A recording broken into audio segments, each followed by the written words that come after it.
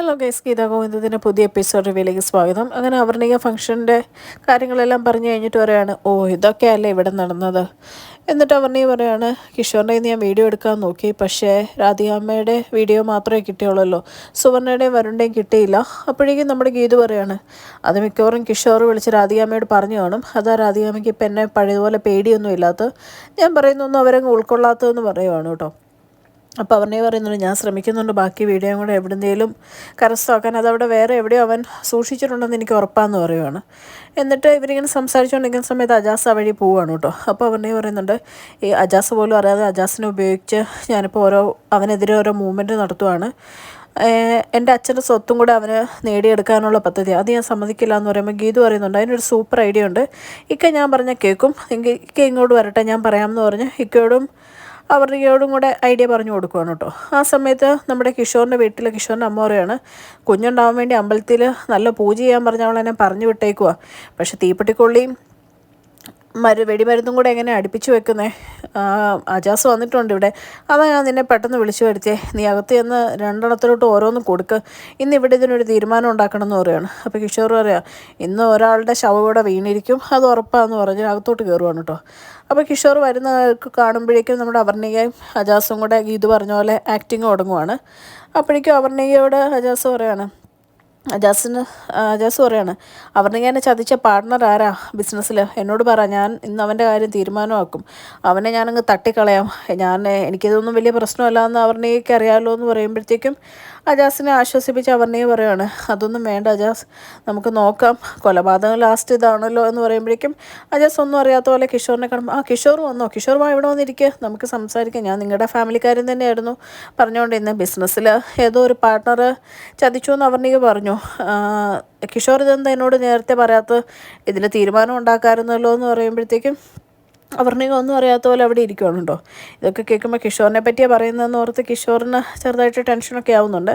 പിന്നെ അജാസും അവർണികയെ തകർത്ത് അഭിനയിക്കുകയാണ് കേട്ടോ. അപ്പോൾ അവർണിക പറയുന്നുണ്ട്, അവൻ എൻ്റെ പേരിലുള്ള ക്യാഷ് മാത്രമല്ല നോട്ടം, അവനൊരു പെണ്ണുപിടിയനും കൂടെയാണെന്ന് പറയുമ്പോഴത്തേക്ക് അജാസ് പറയാം, എന്നാൽ അവൻ്റെ ഒരു അവയവം എടുക്കാമെന്ന് ഞാൻ ആദ്യം ഓർത്തേ, ആദ്യം ഭീഷണിപ്പെടുത്തും, പിന്നെ ഒരു അവയവം അങ്ങ് എടുക്കാം, അപ്പോഴത്തേക്കും തന്നെ സ്വത്തുക്കളെല്ലാം തിരിച്ച് തൻ്റെ പേരിലോട്ട് എഴുതി തരണ്ട, ഇപ്പോൾ ഏത് അവയവം എടുക്കണമെന്നും കൂടെ എനിക്ക് ധാരണയായെന്ന് പറയണം കേട്ടോ. ഇതുകൂടെ കേൾക്കുമ്പോഴേക്കും നമ്മുടെ കിഷോർ ആകെ വരണ്ട അവിടെ ഇരിക്കുവാണ്. അത് കഴിയുമ്പോഴത്തേക്കും നമ്മുടെ അജാസ് പറയുകയാണ്, നിങ്ങളൊട്ടും ടെൻഷൻ അടിക്കണ്ട, എന്തായാലും കിഷോർ അവനോടൊന്ന് സംസാരിക്കേ, മര്യാദയ്ക്കുള്ള ഭാഷയെ സംസാരിച്ചിട്ട് കേൾക്കുന്നില്ലെങ്കിൽ പിന്നെ എന്താ ചെയ്യേണ്ടതെന്ന് എനിക്കറിയാം, ഞാൻ നോക്കിക്കോളാം, അവരുടെ എന്തായാലും ടെൻഷനൊന്നും അടിക്കണ്ട എന്ന് പറയുവാണ് കേട്ടോ. ഇതൊക്കെ കേൾക്കുന്ന കിഷോർ ആകെ ടെൻഷൻ അടിച്ച് അവിടെ ഇരിക്കുവാണ്. എന്നിട്ട് അജാസ് പറയാം, എന്നാൽ ഞാൻ ഇറങ്ങുക, സംസാരിച്ചിട്ട് എന്തായി എന്ന് നോക്കിയിട്ട് പറയാമെന്ന് പറയുവാണ്. അവർണികയോടും കിഷോറിനോടും യാത്ര പറയുവാണ് കേട്ടോ, ഒന്നും അറിയാത്ത രീതിയിൽ. ഇതെല്ലാം കേട്ട് കിഷോർ എന്ത് ചെയ്യണമെന്ന് അറിയാണ്ട് ഇങ്ങനെ നിൽക്കുന്ന സമയത്ത് അവർണിക പറയാം, ഇത്രേ ഉള്ളൂ നിൻ്റെ കാര്യം, ഞാൻ തീരുമാനിച്ചാൽ നിൻ്റെ ജീവിതം ഇവിടെ തീരും, മര്യാദയ്ക്ക് നീ എഴുതി തരുന്നോ എന്നുള്ളതും പിടിച്ച് മേടിക്കണം എന്നുള്ളതൊക്കെ ഞാൻ തീരുമാനിക്കും, നിനക്കിനി അതിൽ തീരുമാനം പോലും എടുക്കാൻ പറ്റില്ല എന്ന് പറയുവാണ് കേട്ടോ. അത് കഴിയുമ്പോഴത്തേക്കും അജാസ് അങ്ങ് പോയി കഴിയുമ്പോഴേക്കും കിഷോറിൻ്റെ അമ്മ വരുവാണ്. എന്നിട്ട് പറയുകയാണ്, നീ അവനിവിടെ നിന്ന് ഇറക്കി വിട്ടല്ലേ, ഇങ്ങനെ വേണം ആണുങ്ങളായി കഴിഞ്ഞ് കഴിഞ്ഞാൽ, എന്തായാലും നിൻ്റെ സംസാരത്തിൽ അവൻ പേടിച്ച് പറിച്ച് അവിടെ നിന്ന് പോയേക്കുന്നത്, ഒരൊച്ച പോലും അവൻ ഉണ്ടാക്കിയില്ലല്ലോ എന്ന് പറയുമ്പോൾ കിഷോർ അമ്മയുടെ മുമ്പിൽ വീണ്ടും ആക്റ്റീവാണ് കേട്ടോ. കിഷോർ അജാസിനെ അടിച്ചിറക്കി വിട്ടു, ഇവിടുന്ന് പറഞ്ഞു വിട്ടു എന്നുള്ള രീതിയിൽ ഇങ്ങനെ ആക്ട് ചെയ്തിരിക്കുവാണ്. പിന്നെ കാണിക്കുന്ന അറക്കൽ എല്ലാവരും ഫുഡ് കഴിക്കാൻ വേണ്ടിയിട്ടിരിക്കുവാണ്. അപ്പോൾ രേഖ ഇത് കേൾക്കാൻ പാകത്തിന് ഫുഡ് എടുത്ത് വെച്ചു എന്നിങ്ങനെ പറയുവാണ്. അപ്പോഴേക്കും ഗീതു ഓടി ചാടി വരുവാണ് ഗോവിന്ദനെ കാണാമല്ലോ എന്നോർത്ത്. അപ്പോഴേക്കും ഗോവിന്ദ് അവിടെ ഇരിക്കാൻ നേരത്ത് ഗീതു ഒരു പാത്രത്തിൽ കുറേ ചപ്പാത്തി എടുത്ത് ഇങ്ങനെ ഇടുവാണ്. എന്നിട്ട് കണ്ണുകൊണ്ട് കാണിക്കുന്നുണ്ട്, മുകളിലോട്ട് വാ, നമുക്ക് ഒരുമിച്ച് കഴിക്കാം എന്നുള്ള രീതിയിൽ.